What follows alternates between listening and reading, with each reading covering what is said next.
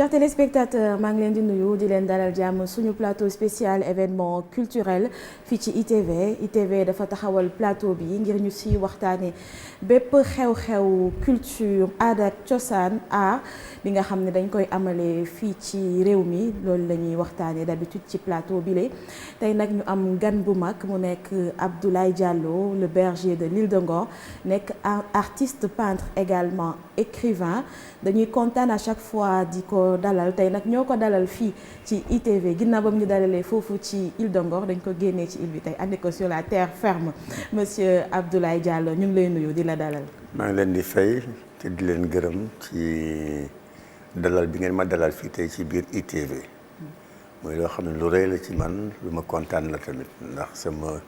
kilifa di suma waajur ndonte maa ko mag ci ay at moo ma woo démb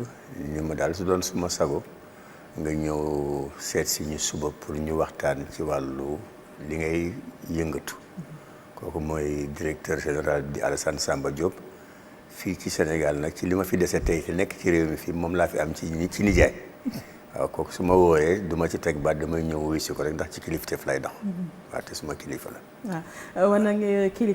kilifteef wane nga également disponibilité. nag comme ni nga ko waxee dañ la woo rek nga ñëw ñu lay jaajëfal ci boobu da nga jublu nag ci événement bu am solo bi nga xamante ne da nga ko taxawal maanaam exposition bi ngay amal au mois de décembre du 19 au 25 décembre. ci ren mu tombeek également ngay génnee juróom benn livre ay livres yi nga xamante ne ñu bëri dañ ci participer mais ñu sukkandiku ci sa liggéey maanaam ci say œuvre donc dinañ waxtaanee loolu nga xamante ne mooy li ñuy waaj. waaw loolu lu may sawar la ndax dama am suma rakk bu baax ci man ak suma mag bu baax ci man dama nangu tamit kilifteef ci moom muy sama commissaire permanent di professeur Magaye Kassé bi nga xam ne ba ma nekkee ci aar bi di ci yëngu ba suñu jonn yàlla tey mosul tay ci di ma gunge mosul tay ci di ma teg fi nga xam ni njort na ni su ma fa tegoo incha allah dinaa egg fi nga xam ne fa laa bëgg a jëm loolu nag mu am suñu rakk bu ñëw feelu ko ci muy professeur Ibrahima Silla Ibrahima suma rakk la moom mooy ki nga xam ne moo am idée originalu ñëw en immersion ci sama atelier fële ca île de Ngor di ma fekk fi may liggéeyee ci ni may liggéeyee muy ànd ak man di gëstu li may def pour mun ci bind loolu mooy sabab bu njëkk bi mais ba mu ñëwee seet si ma benn yoon seet si ma ñaari yoon ba ñu mujj instituer suñu ay ajjumay bopp di waxtaan ci yenn waxtu yi ci wàllu aar boobu moom mooy ki nga xam ni moom moo am xalaatu ñu dëgg-dëgg ak stock bi ma yore muy stocku 170 œuvres ak thème bi nga xam ni moom laa traité woon 2018 muy quelle humanité pour demain te dafa mel ni li ñu ko yëgee ci 2020 boobu nécessité wu wax ci tey la ëpp démb mu ni ma daal mag su doon sama sago daañu ànd créer ay sous-thèmes bind ci sous-thème bu nekk benn livre boo xam ni duñ koy sukkandi ci liggéey bi nga xam ni mooy li nga liggéey ba suñu jonn yàlla tey ñu waxtaan ci professeur Magaye Kassé mu ànd ceeg ñun ñëw magal ñu gën ñu ci sawar nag. moom mooy sa commissaire permanent moom mooy sama commissaire permanent ñu commencé d'accord ci sérieux d'abord liggéey bi nga xam ne liggéey naa ko boobu ak léegi. ndax baatu quelle humanité pour demain li mu ëmb dafa yaatu amul lu mu bàyyi. donc ñu xool ni li nga xam ne mooy li ci jiitu mooy li ñuy dund àddina bi yëpp di ko dund muy la pandémie comme yàlla defoon na ma liggéey ci lu toll ci fukki œuvre ak ñaar ñu ni kon du ñuy jël pàcc bu njëkk boobu jéem a seet ay kilifa ay kàngam yoo xam ni kenn ku nekk sa xam-xam màcc na ci dara nga ñëw nettali ñu nan la ñuy waxee peur ci peinture ñi nettali ñu nan la ñuy traduire angoisse ci peinture ñii nettali ñu nan la ñuy traduire rangooñu doom ci peinture ñii nettali ñu muy pàcc bu njëkk bi ñu ne suñu génnee ca loolu dañuy def benn pàcc beneen livre numéro 2 bi ñu ni dañuy ànd wax ci femme mère de l'humanité sans femme point d'humanité kooku tamit ñu seet ay kàngam yoo xam ni seen xel màcc na ci wàllu art mais xam nañu lu bare ci jigéen ñu ni dañuy rendre hommage à la femme ci livre 2 boobu donc loolu mooy li nga xam ne moom mooy sëq mu njëkk bi. je pense que partie livre boobu am na ay jigéen yi nga xam. waaw am na ay jigéen ñu ci wax parce que nag du ñun rek ñooy sargal nit mooy sargal nit moo xam bu góor bi sargal ko jigéen mooy xam bu jigéen bi sargal ko góor gi mais ba ñu nee dañu jël ñaar yooyu ñu seet kàngam yi nga xam ni yàlla defal nañu sutura ñu xalaat leen yëpp seeti leen ñu nangul ñu ko ku mel ni Souleymane Bachir Diagne nangul ñu ni am na lu mu ci bind ku mel ni suñu xaritu tubaab bu tudd Jean-Louis Georges nga xam ni kilifa gëlu mag la ci Sorbonne 3 ku mel ni professeur Abdoulaye Elimane Kane ku mel ni professeur Mame Moussé Diagne philosophe ku mel ni suñu rakk Bado Ndoye philosophe ku mel ni professeur Mamadou Ba grand universitaire connu ku mel ni suñu jigéen Anta Germaine Gaye ku mel ni suñu jigéen Nathalie Vérac ñoom ñëpp booleeg Ibrahima Silla ak Maguette ak ki nga xam ne mooy artiste bu ndaw bi nekk seen kanam ak ñeneen ñoo xam ne damay su ma continuer di lum du ñàkk ma juum. Madame Aminata Faye Kassé. Madame Aminata Faye Kassé. ancienne présidente COSEF. COSEF bind na ci moom it ak ñeneen ñoo xam ni daañu ñëw ci yeneen livres yi nga kifin parce que ñaar yu njëkk yooyu moom la mooy sëq bu njëkk bi. sëq bi ci topp mooy yeneen ñaari livres yoo xam ni man ba ma commencé di liggéey dama amoon yéene ni dinaa rendre hommage ça c'est un devoir de mémoire ni danaa rendre hommage ñi nga xam ni ñooy suñu mag ñi fi nekkoon way jur yu baax yooyu nga xam ni duñu xeexoon impérialisme ba ñu xeexee impérialisme ba Sénégal xëy am indépendance am taxul ñu continuer di xeex pour que démocratie lalu ci réew mi te ñenn ci ñoom ñu bare ñu mel ni tey duñu leen fàtte muy ñu góor ñi comme ñu jigéen ñi ma ni donc ñii ñëpp amoon naa yéene defar seen portrait bare na lool mais yàlla nattoo ma defuma ci lu ëpp 17 pour l'instant mais ma ni c'est suffisant pour que ñu bind ci ñooñu pour que njaboot gi quand même xam sooy jël ku mel ni ci jigéen ñi ku mel ni soxna Soukeyna Konaté te xale boo ko laaj fii ni ko ndax xam nga ko ci politique du la ci mun a tontu te association wu femmes yi di xeex yëpp mun nañu moom moo ko njëkk a créé ci Sénégal fële ca Ndar doon jigéen ci président Lamine Gueye amul lu mu dajul ci politique mais kenn mësul wax lu dem ci moom soxna su mel ni Rose Bass soxna Codé Diop bi nga xam ne moo doon seeg suñu waajur woowu tudd Ibrahima Sarr daan collègue daan ànd ak Mamadou Dia ba ñu leen tëjee ak ñu bare ñoo xam ne jigéen ñu bare daj na ñu nekk mais kenn fàttaleetuku leen mag ñi tamit bare ci ñi nga xam ne daj nañu lu nekk ci politique u Sénégal te tey dafa mel ni seen jëf yooyu dafa mujj naax saay ñu ni nañu indi donc les personnages emblématiques muy portrait yi ma jot a defar kenn ku nekk la ñu xam ci yow ñu bind ko tënk ko ci 3 à 5 pages pour que suñu njaboot gi mun koy dundee xam ni démb am na lu fi nekkoon te ñooñu nous leur devons l'indépendance du Sénégal et nous leur devons la démocratie bi nga xam ne tey kenn ku nekk ngay mbubboo fii ci Sénégal ñu ni suñu génnee ci loolu comme du ñu nekk ci àddina boo xam ni dafa nekk àddina bu nekk en panne de sens il faut que ñu wax ak njaboot gi alors artiste bi defar ay tableau yu rëy yu 4 à 5 mètres benn bi mu tuddee ko le temps de l'Afrique donc ñu ni daañu wax ci Afrique dans un monde en panne de sens defar tamit tableau boo xam ni mu ngi ko tuddee la finalité de la démocratie dafa jot ci ñu wax ci dafa am tableau yoo xam ni lu day ni droit constitutionnel dans une société de défiance il faut que ñu wax ci comment faire pour aller vers une société de confiance donc wàllu politique les fondamentaux ñu ni kooku mooy doon 4e livre bi du ñuy am ay kàngam yoo xam ne commencé nañ ci liggéey kenn ñëwul pour polémiquer mais en tout cas kenn ku nekk dana ci joxe loo xam ni téere yooyu suba suñu njaboot yi nga xam ne du ñuy jàng tey ak ñiy jàng suba suñ ci sikkandikoo daañ ci gis loo xam ne dana leen mun a jëriñ après ñu dem ci beneen bi nga xam ni mooy art rupestre et contemporanéité ndax mag ñu njëkk ñi artistes yu njëkk yi duñ daan dugg ci biir grotte yi di fa def ay dessin yooyu dafa daan nettali lu bare te li nit ñi di wax naan les mythes apportent de la couleur au monde li woon démb ak légende yi ñu daan nettali ku ci bàyyiwul xel ba suñu joon yàlla tey lu bare dana xaw tey muy kumpa ci yow wala mu lay jaaxal fekk am na loo xam ni mag ñi waxoon nañ ko ci muy ci wàllu art rupestre boobu ak art pariétal li ñu daan fekk ci grotte yi wala di ko fekk ci xeer yi man ni dama koy jox une certaine touche de contemporanéité pour ñu indiwaat waxtaan yooyu wax li mag ñi daan wax et bi ci mujj mooy suñu aada il faut ñu wax ci suñu tradition il faut ñu wax ci suñu ay mythe il faut que ñu wax ci li nga xam ni moom moo dem ci wàllu musique daañu wax lu dem ci wàllu danse daañu wax lu dem ci théâtre loolu pour xamal nit ñi tamit ni art dafa am lu ñuy wax interculturalité benn mënul dem bàyyi moromam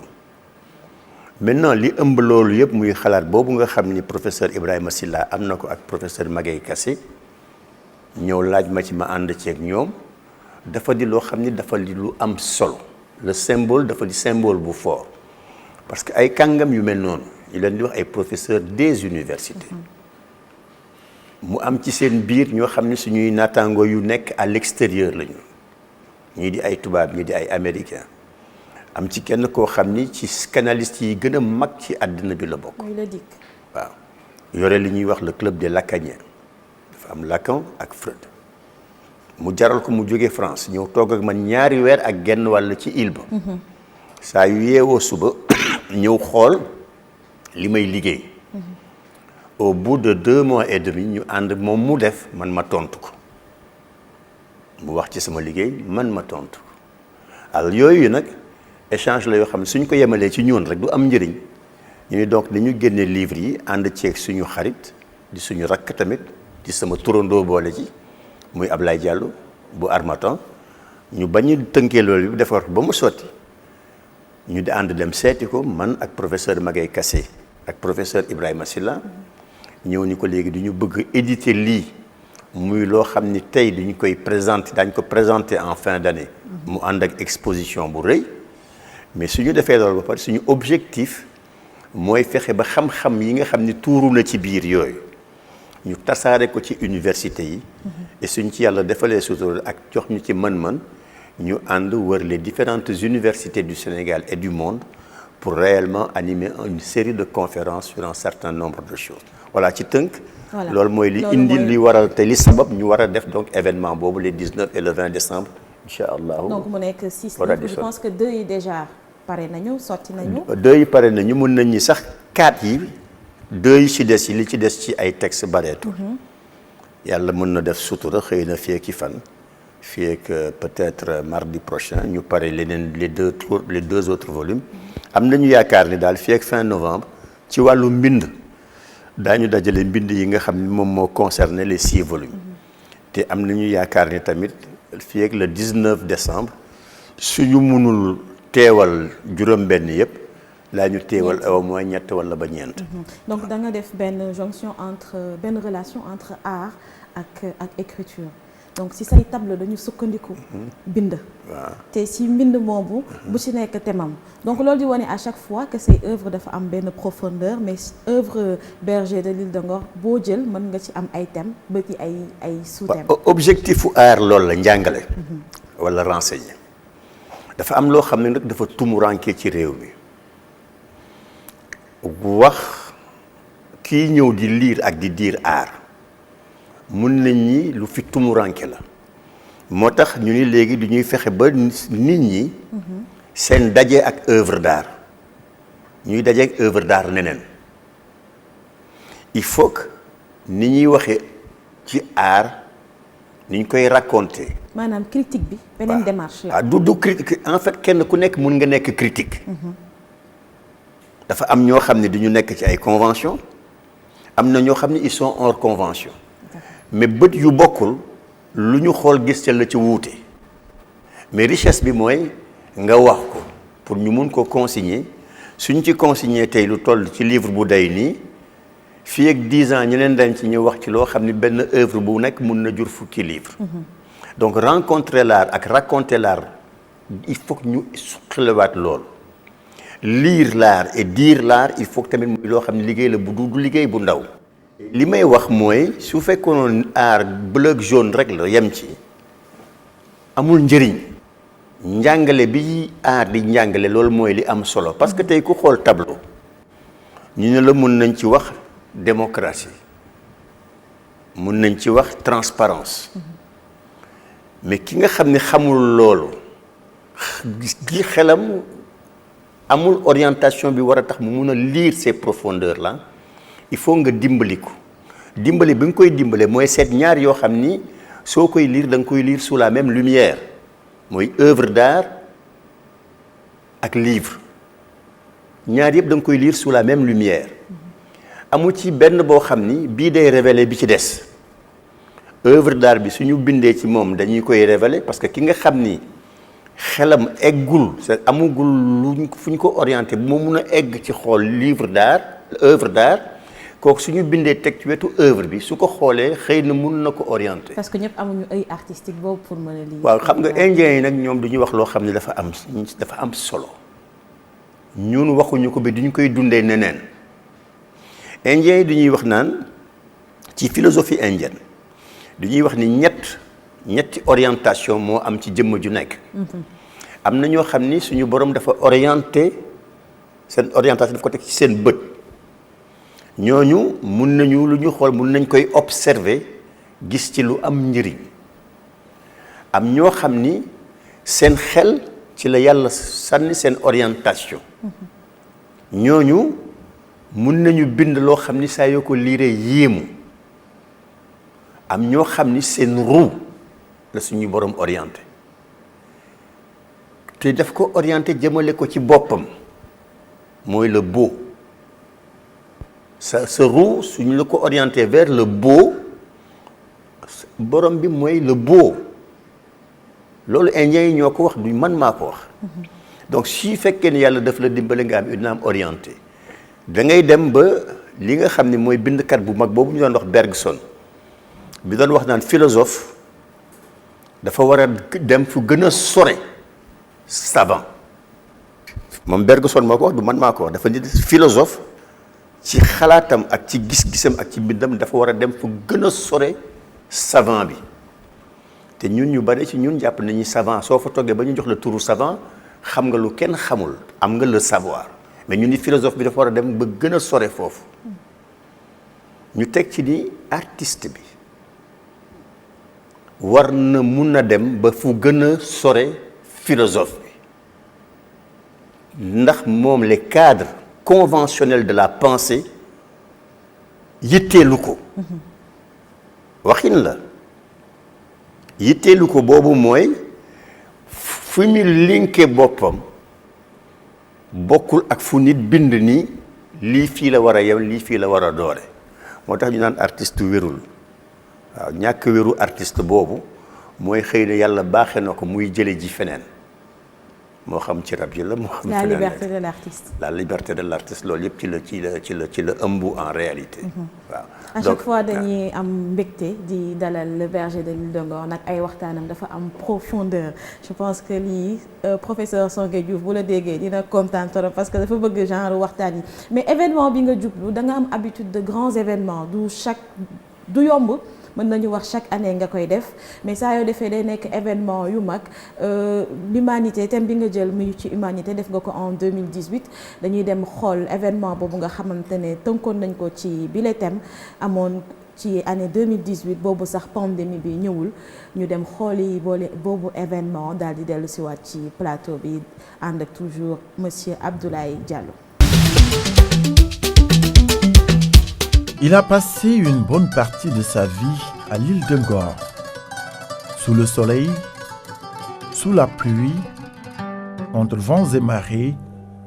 dans ce cadre où il trouve et retrouve sa source d'inspiration. Le berger de l'île de Ngor, de son vrai nom, Abdoulaye Diallo.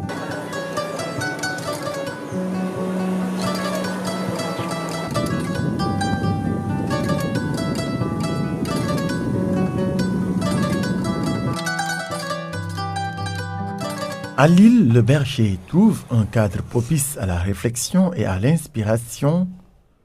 Pour lui, l'île constitue un espace d'enracinement et d'ouverture, ouverture à Allah subhanahu wa ta'ala, mais aussi à l'homme.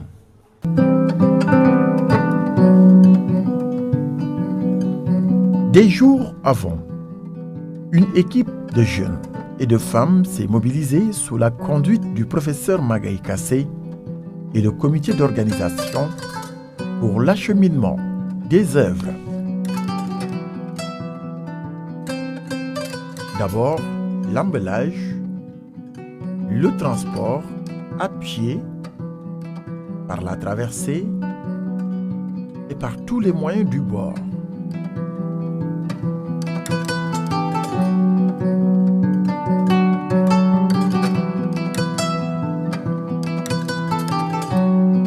Sur ces rives sablonneuses de l'île de Ngor, ensuite, ce cortège royal et magnifique.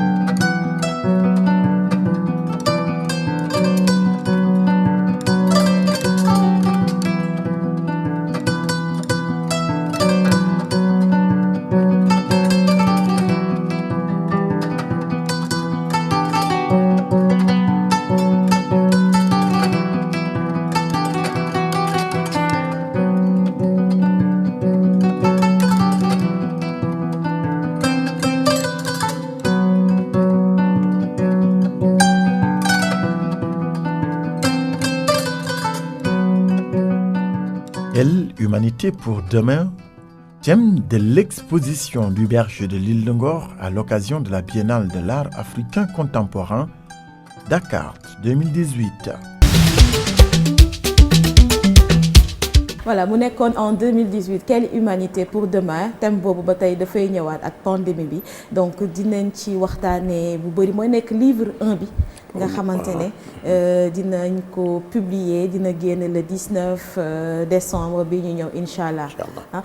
Particularité bi mooy comme ni ñu ko limee sànq dafa am ay sommités yu mag ay sommités sénégalaises mais aussi étrangères yu participer si projet bi mu nekk ay universitaires ay philosophes ay nit ñi nga xamante ne macha allah dañu am dayo wala dañu am xam-xam naka nga réussir réunir ñooñu ñëpp et je pense que ñooñu ñëpp ku si nekk balaa nga doon bind dañu ñëw en immersion foofu ci Île de Ngor xool say œuvre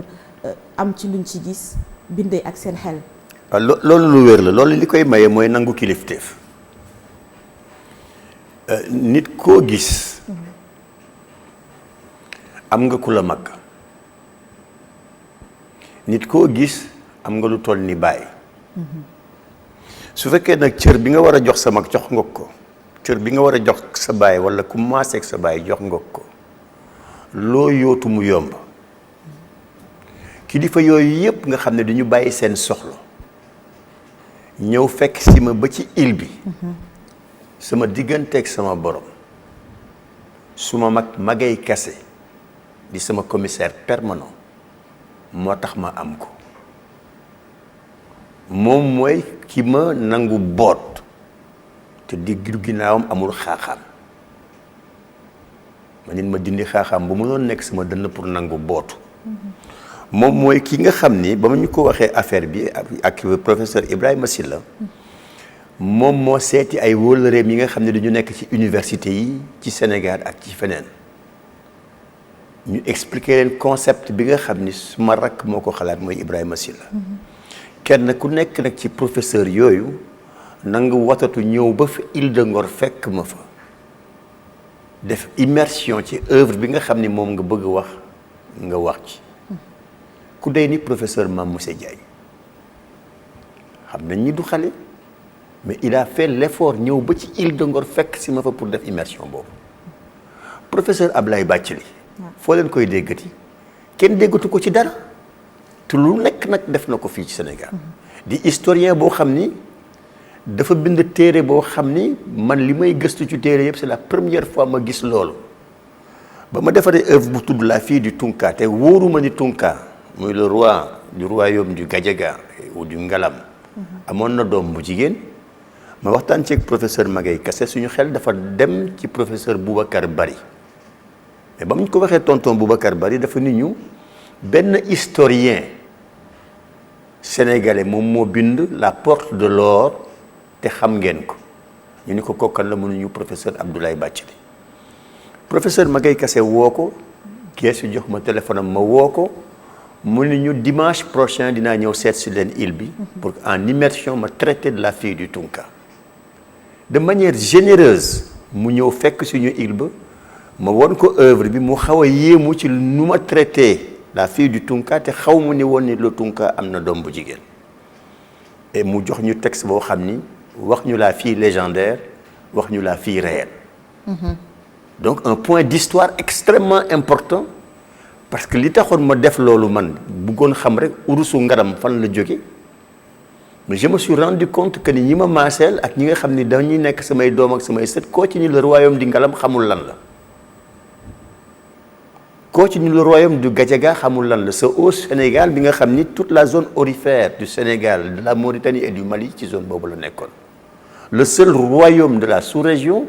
qui a su conserver plus de 1000 années de stabilité kenn mosu ci wax dara ndekete doomu buur boobu soo demee sur les îles de la Réunion ñi ngi ko fa célébrer yàlla def na ni moom jur un des plus grands en tout cas le premier noir admis à l'Académie des sciences te ñun sénégalais yi xamuñu ko te muy sénégalaise donc ku mel ni Lydia ku mel ni professeur Abdoulaye Elimane Kane amatul jot te du xale ak ñu mel ni ñoom ak suñuy rakk ñoom Mamadou Ba ñoom Badone Ndoye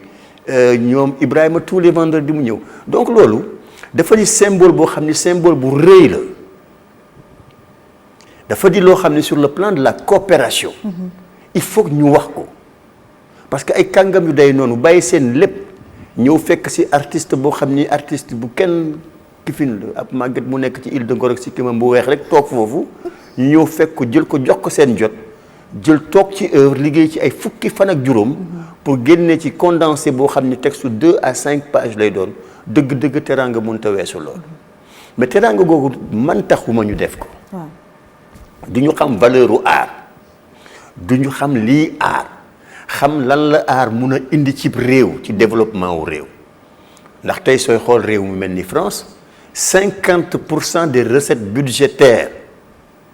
tourisme moo ko jël te tourisme boobu ak 80% mi ngi sukkandiku ci art donc ñoom xam nañu valeur boobu moo tax mu jaral leen loolu beneen affaire boo xam tamit ñoom xam nañ ko te mu jaral leen ko damay wax tout le temps naan ambassadeur bu mu mun a doon les premiers ambassadeurs d'une nation d'un état mooy ces artistes tey ministre boo fi mun a tudd ci Sénégal gii ci bitim réew soo ko tuddee daa fekk 90 personnes yoo xam ni xamuñu ko mais foo tuddee un sportif comme Sadio Mané ñu ne qu'est-ce qu'il est brillant soo tuddee ku mel ni Youssou Ndour ñu ne ah oui ko ne wayal la wayam damay faral di wax ni aar li muy def ci affectu nit suñ ko fonkoon dëgg suñu réew mi tey mi ngi feneen. ambassadeurs yi ñooy artistes yi ñooy ambassadeur réew mi ci bitim réew mu neex nit ñi mu naqari nit ñi ki nga xam ne li muy def dafay atteindre affectu nit dafay tax sympathie juddu ci keneen koo xam ne bokku leen xeet kooku ambassadeur u réew la man mi nga xam ne man mi ñàkk fayda mi ñëw naa Paris pour seetaan benn exposition yàggul ma dem Grand Palais dama ñëw di ànd ak sama goro bu jigéen ñuy dugg am ay xale yu ma dogale ñëw tëb suma kaw ma yaakaar ni suma ay doomu xarit lañu ndekete ay xale yoo xam ne dañu may suivre dama xaw a sax jaxasoo tuuti kenn mënu ci dara yàlla moom mooy ki def loolu donc loolu soo ko defee da ngay xool noo koy canaliser pour que li nga xam ni moom moo mun a rot ci sa réew ci wàllu xam-xam ndax tey dañu am benn déficit de ressources théoriques. Ce déficit de ressources théoriques daf ñu pénaliser ci wàll wu nekk donc fexe par l'art ba kàngam yooyu yëpp yi génn générosité ak discipline bind loo xam ni école boo ko yóbbu ci àddina bu fiy njàngale boo xam ne njàngale bu ñuy nawlee loolu laa bëggoon wax livre yi je pense que l'écrit moo nekk façon bi ñu gën a mën a conserver œuvre parce que œuvre yi après du ñu xam fu muy teer si mën na dem bitim réew mën na fi des mais bu ñu bindee sukkandiku ci ay œuvre bind ku si nekk mën nga ci jot même su fekkee da mosoo jàkkaarloog œuvre boobu. tout à fait mais nag dafa doyul parce que réew day am patrimoine lu tax ma koy wax tey man su ma bëggee gis benn œuvre u Sembène Ousmane muy kàngang boo xam ni kenn xamul nu mu toll un grand militant un grand écrivain le premier cinéaste africain à avoir produit un long métrage tey su ma bëggee gis œuvre Sembène Ousmane je suis obligé d'aller aux États-Unis dans une université américaine cela est inacceptable tey su ma sàgganoon wala alal rek tax ma jóg billahi événement wu 19 bi du ma ko def ndax benn œuvre du fi nekk kon kenn du bind dara ci dara loolu nag ñi nga xam ne ñoom ñoo yore responsabilité wu réew mi war nañ ci bàyyi xel xool nan la ñuy def ba li nga xam ni mooy le patrimoine culturel sénégalais donc patrimoine bu sénégalais yi liggéey ak seen xel ak seen talent mu am pàcc bu am solo boo xam ni daf fi des def nañu bu yàggul daaw la woon au musée des civilisations pour fêter son anniversaire ñuy def exposition ni du ñuy bëgg a wane l'école de Dakar. fu ñu jëlee œuvre yi. mais c'était à crever toute conscience. c'était une collection privée. tout tubaab boo xam ni moo daan jënd ay œuvre moo jël œuvre am yooyu dénk ko beneen tubaab wala may ko kooku ñëw abal ñu ko waaw ça moom. mais c'est une honte dans un pays comme le nôtre. donc combat yooyu c'est des combats que nous devons mener ensemble amul artiste bu jafe artiste bu ñu respecté rek moom moo ñu ki fi te ki lay respecté rek mooy ki nga xam ni moom moo war a sàmm ce patrimoine là muy ñu yore la responsabilité de la gestion de l'État. C'est pas pour rien qu'on dit du chef de l'État qu'il est le protecteur des arts et des lettres. moom waxuma le ministre de la culture moom moo waratul nangu yenn œuvres yi ñu koy jaayi feneen mais pour que loolu mun a nekk il faut moom mu fexe ba ñu koy jënde ci njëg yoo xam ne dana dalal xelu ñu koy defar loolu il faut ñu wax ko mu leer nañ ndax kenn liggéeyul sànni te am na nag foo xam ne su fa gor tolloo ak lu mu bëgg-bëgg réewam dana bàyyi mbir mi mu dem. surtout su jamono yi ñu toll. waaw kooku moom il faudrait que ça soit aussi très clair. donc ça on va le faire le livre est une chose importante. on va continuer à écrire qui première lay doon duñ ci yem notre ambition c'est arriver à 15 livres ak stock bi fi nekk. mais stock bi day évoluer parce que artiste bi dana continuer di liggéey tant que yàlla nga koy kattanal te livre bu nekk jamono dana dox ba ci livre bu nekk daañ ci def conférence te les conclusions de ces différentes conférences viendront en addendum aux différents textes donc tey benn livre lay doon wala juróom benn livre lay doon wala fukki livre lay doon mais suñu ambition mooy fexe ba suba mu nekk ay téeméeri livres yoo xam ni non seulement day des nekk une fierté du pays mais day doon loo xam ni ay support didactique lay doon yu mun a dugg ci cursus ci curricula wu les différents étudiants yi nga xam ni ñoom ñoo nekk suñu réew. loolu damay taxaw tuuti sax ci édition livre bi parce que monsieur Diallo xam nga ni tamit éditer fi livre dafa nekk lu jafe pour ñi nga xam ne dañuy faral di bind naka nga défendre projet boobu ci côté éditeur bi. parce que génne benn rek dafa nekk lu jafe gis nañu fii moom pourcentage bi nga xam ne la ñuy édité par an par rapport ak demande bi dafa faible yow dem nga ba ñu lay éditer 6 yu war a génnandoo naka nga défendre projet bi loolu daf ñuy déy un petit peu ça nous donne la puce à l'oreille que projet bi am na pertinence naka nga. xam nga nag dafa am loo xam ni tamit kii édité. moom moo xam fi njëriñam nekk. wante dëgg-dëgg livre boo xam ni nee nañu lu professeur Souleymane Bachir Diagne bind nañ ci. nee nañ la professeur Moussa Seydi bind na ci.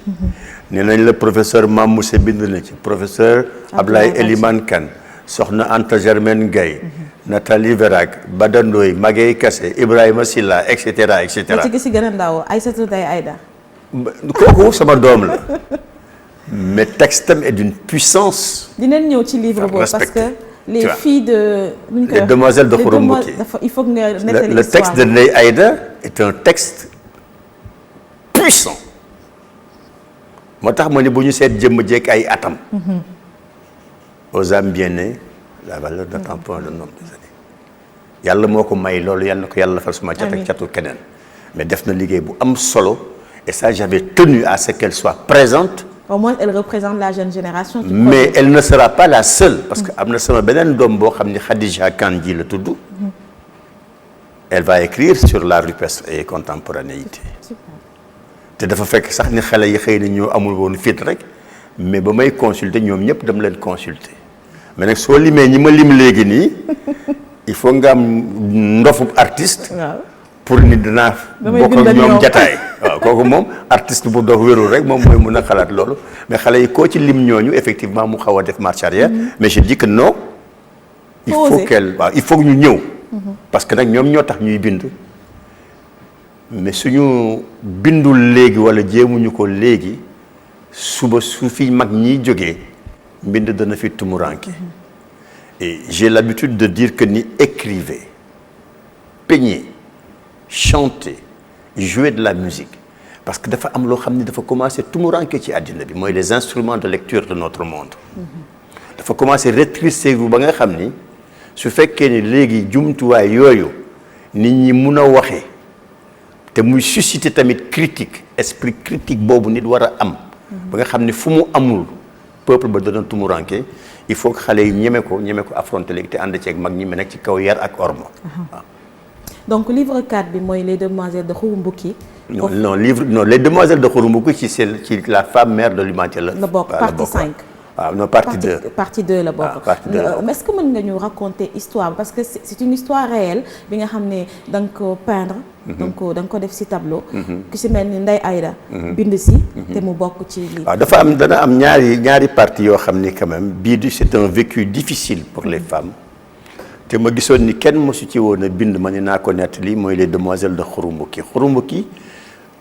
quartier la boo xam ne dafa nekkoon diggante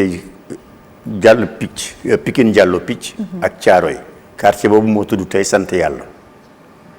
foofu xur la woon boo xam ni ay jamono bukki moo fa daan nekk léegi bukki boobu ba nit ñi commencé ñëw di installé wu vers les années 40 à 50 l'animal dafa xëy bés jóge fa bàyyi beneen xeetu nit mu ñëw fa mooy l'homme bukki mooy homme bi nga xam ni dafa doon def ay yu bon di sàcc di yóbbu foofu di ko nëbb di dogale nit ñi di jël seen alal et cetera et cetera ba ñenn ci xale yi nga xam ne duñu daan jóge seen dëkk yu sore yooyu ñëw pour liggéey fii ba léegi am na fi dem wut fu ñu mun a fayee néeg ci lu yomb bokk dëkk fa à 5 ou à 10 nekk souvent des mineurs suñu fa jógee dem liggéey si ci seen kër patron ngoon ñu ñibbi ñi nga xam ni yàlla dafa leen nattoo woon mënuñu teel a delluwaat fi ñu dëkk fekk seen ay xarit suñu rombee boor boobu yenn waxtu yi ñu agressé leen d'agression ñu commencé leen a violer kuñ ci violer nga am kersa dellu ci say xarit pour wax leen ni duñu jël sa ndaw am nga kersa ak ragal wax say waajur yi nga bàyyi ci village ba ni duñu la jël sa ndaw et su ko defee daa toll foo xam ne daa xiif daa mar nga delluwaat ca malheureusement ca ka nga xam ni moom moo la defoon lu bon loolu kooku nag à force de te voir et de te le faire sans conséquence finit tout simplement par te mettre sur le trottoir pour ngay liggéey ak sa yaram di ko indil xaalis di ko jox ba ñu demee ba yenn at yi fekk leen fa mag commencé dikk wala nit ñi melatuñ ko ñi leen daan soxlootuñ leen wala feebar dab leen ñu delluwaat foofu mu mujj nekk un mouroir pour vieilles prostituées ou pour prostituées malades. C'était une histoire douloureuse. Il fallait que je raconte ça et Ndeye Aïda a écrit le texte. L'autre bi nga xam ni je tiens à ce que mu nekk ci livre culture bi mooy histoire bu Baye Ma Lamine Daara ndax duñ koy wax te xamuñu le contenu philosophique su ma ne la woon léegi Baye Ma Lamine Daara loo ma ciy tegal bindal na ma téere yaa nga Saalum. non téere yombul Saalum Saalum ñaari néeg la ñetteel ba di waañoo buur la mais c'est une somme de métaphores parce que su ñu nee Baye Ma Lamine Daara bindal na ma téere du jox na ma livre wala bindal na ma livre daf la won yoon woowu daf ko won bàjjan bu yóbbu doomam bu jigéen muy sëy mu won ko yoon bi wax ko Saalum nan lañ fay sëyee ba pare nag xamal ko ni ko sëy yombul Saalum mooy téere yombul Saalum bàjjan boobu ba mu ànd ak doomam bu jigéen ba dugg Saalum laata muy yóbbu doomam bu jigéen boobu ca néeg ba muy sëyee daf ko yóbbu ba ci buntu armeel ya joxoñ ko buntu armeel bi soo ko yóbbu ci néeg bu muy sëyee xamal ko ni ko fii lu mu fi mun a daj na def ci xelam ni su fi jógee rek fële la war a dem ñetteel mooy ñaari ñi néeg yooyu ñuy wax ñetteel ba di waañ wa mooy coono gi ngay daj sa biir néegu sëy boobu fitna yi nga fay am sëy boobu ngay sëy paab sa borom kër rek mais ak ay mbokkam ak i dëkkandoom ak i wóllëreem coono googu yëpp ngay boole yàlla dana la ko fay ci njaboot gi nga xam ne moom ngay am ak moom sa doom jooju nag dana nekk doom joo xam ne doom juy faj aajo lay doon moo tax ñu ni waañ wa mooy ñetteelu néeg ba te waañ wa néegu buur la mooy xale boobu nga xam ni suba dañ njort ci moom ni dana faj ay aajo donc le contenu philosophique est très très fort. On n'a jamais compris. ma ni mënuma bañ a def benn œuvre dama mujj def d'ailleurs 2 œuvres yoo xam ni benn bi c'est pour ramener la voie qui mène vers la lumière et les ombres beneen bi ma indi soxna si ñu yenn ko àddina et malgré tout mu muñ ko ba bañ a génn biir këram tëju nii ci biir mais loolu jural ko doom joo xam ni doom juy tekki lay doon mënoon naa rek jël ba ma jëlee doom jooju mënoon naa jël doom bu góor mais j'ai fait le choix de mettre une jeune fille parce que kooku tamit il faut ñu wax ci tey soo xoolee xale yu jigéen yi li ñuy daj seen biir kër la fille sénégalaise est l'enfant le plus utile pour sa famille la fille sénégalaise à 5 ans est utile pour sa famille et pour sa société parce qu'à 5 ans mi ngi defar néegu waajuram à 5 ans mi ngi lal lalu waajuram à 5 ans mi ngi lal lalu frère am à 5 ans mi ngi gunge ndeyam marché à 5 ans mi ngi naan papa ndax ma defaral la nen à 5 ans mi ngi def te terewul li ku góor ki di jàng mi ngi koy jàng dem nañ ci ba léegi moom xale bu jigéen boobu ak loolu muy daj ci biir kër ga yépp moo dàq jàng ku góor ki soo xoolee les statistiques les matières scientifiques celles qui sont en tête ce sont les filles donc ñooñu il faut ñu rendre leen aussi hommage encourager leen moo tax bu may def choix wu ban xale la ñuy indi ma ni du ma def choix wu xale bu góor bi parce que ay yaafus lañu ma jël choix wu xale bu jigéen def ko pour réellement amener et leur dire ak seen coow yu ni muy baree yépp ku jigéen kii nga xam ni seen rakk la wala seen mag la li muy daj ci biir kër gi daju leen genn wàll gi di terewul moo leen gën a tekki xam naa ni partie boobu moom ci livre yi dina neex ñu bëri bëri boobu moom dañuy def promotion bi gis nañu tam choix bi nga def bi pas da nga génn Île de Ngor ñëw Radisson parce que foofu lay xew-xew bi demee pourquoi choix boobu waaw choix bi tamit li ko waral du man sama commissaire la dafa am suñu benn jarbaat boo xam ne dañu fa def présentation wu livre am muy Aïda Diop waaw yal na ma ko yàlla fayal parce que moom mooy ki ko dox boo ko commissaire Magaye Kassé waxee ba ñu génnee ni dañuy def la présentation des livres xalaatuñu woon def exposition en même temps. Aube d'une vie nouvelle. Aïda Diop. Voilà ba ñu ne loolu nag après ñu xalaat professeur Magaye Kassé ni ma mais en réalité comme on va faire la présentation du livre pourquoi ne pas montrer pour chaque livre ñu indi quelques-unes des œuvres yu ko illustré ñu exposé ko. Et effectivement le Radisson offrait l'espace bi ñu soxla woon parce que moom moo am ñaari salle yu mag yoo xam ni bii mun nañu fa def exposition bi bii mun nañu fa def présentation wu livre bi ak exposition ay pièces maîtresses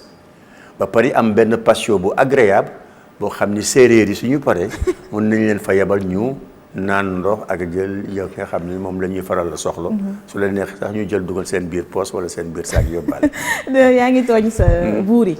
waaw il paraît que maay seen buur mais bon ça c'est pas grave tey mun naa leen ko nangul. waaw d'accord gis nañu également à part universitaires yi psychanalystes yi ak philosophes yi am na yeneen artistes ku si mel ni Anta Germaine Gueye. waaw Anta Nathalie Vérac. waaw ñoom ñëpp. mais aussi un photographe Mohamed Sidi Kandji. gis nga dama amoon sama way juru ruu di sama goro di maître Babacar Niang ñu gënoon ko xam ci homme politique mais avocat la bu dëgg woon daf ma mës a wax ni ma nit lu muy wax ci àddina su reposé wul sur des faits prouvés vérifiés la muy wax amul solo damay jéem ci suma kémtulaayu kàttan lépp lu may def ak lu may wax na doon lu ma mun a prouver wala lu ñu mun a vérifier. Anta Germaine suma jigéen la mu ji ma teraanga bu rëy ba ma njëkkee exposé université j'avais tout juste 1 an d'âge peintre dafa dem fekk fa suma benn tableau xamul woon kuy artiste bi ba mu xoolee tur bi gis le berger de l'île de Ngor mu wër laajte ndax ku am téléphone waa ji ñu jox ko mu woo ma xamul ku muy waxal. ni ma man de tey su ma amoon ndigal œuvre bi dinaa ko proposer au premier prix du chef de l'État xaw ma 1 an d'âge nga am xaw ma ñaata at nga am mais ñun ñi fi nekk ñëpp fooyatee nga ñu te ay punkal rekk fa nekkoon ñu am ay 30 ans de métier xam nga kooku ku amul mbaax doo ko wax doo ko nangu voilà ce que Anta a fait. mu nekk artiste bu mag. di artiste boo xam ni kenn dootu ko werante amul prix bu ko yàlla joxul ci loolu yàlla na ko yàlla fal cat. ki ci des di Nathalie Vérac noonu. moom it bokkuñu sax woso mais yàlla moo def ba mu njëkkee gis suma liggéey. mu bind ci texte boo xam ni kenn xamul nu mu toll. donc amul kenn koo xam ni séq naa ko moom tey ku mënul tax ma wax ni kii. C'est sur de la base de valeurs sûres, de générosité, de disponibilité et d'humanisme moom laa àndee ak moom ba ci professeur Moussa Seydi mi nga xam ne masuma ko jox loxo masuma jox loxo keroog bañ ko consulter tout de suite il a dit oui et il a fait un texte extrêmement fort yàlla nañu yàlla may ñu fekkee ba mun ko honorer et honorer tamit ñeneen. amiin waaw merci beaucoup. Abdoulaye Diallo le berger de l'île de Ngor moom la ñu doon dalal suñu plateau spécial événement culturel ñu ngi lay remercier ci disponibilité di la souhaiter une bonne chance pour la suite surtout ci événement bi nga xam ne moom nga dëgmal. jërë ngeen jëf yal na yàlla fay leen te barkeel seen liggéey barkeel suñu bos. yal nañu yàlla dimbali ba dàqal ñu fitna ci réew mi. te boole xol yi yëpp dëppoo ñu ànd ci jàmm ak ci sutura ak ci teraanga. yàlla mën na ko yàlla nañu ko yàlla defal. amiin merci beaucoup. jërë ngeen jëf chers téléspectateurs ci safo bi ngeen safo ITV je pense que événement culturel yi mu ngi reprendre de plus belle ci mois de décembre bi di ngeen am ay événements culturels yu am solo bi nga xamante ne moo war a am du 19 au 25 décembre foofu ci Radisson mu nekk sorti 6 livres yi nga xam dañ ko sukkandikoo ci ay œuvres Abdoulaye Diallo le berger de l'île de Ngor ak yeneen dinañ ñëwaat ci événement yooyu donc agenda baa ngi noonu après pandémie je pense que reprise bi ñuy annoncé dina neex ñi nga xam ne dañoo sopp lii di art lii di culture sénégalaise également ñu ngi leen di remercier di leen jox di daje ci ay bés ci beneen mu plateau spécial événement culturel fii ci ITV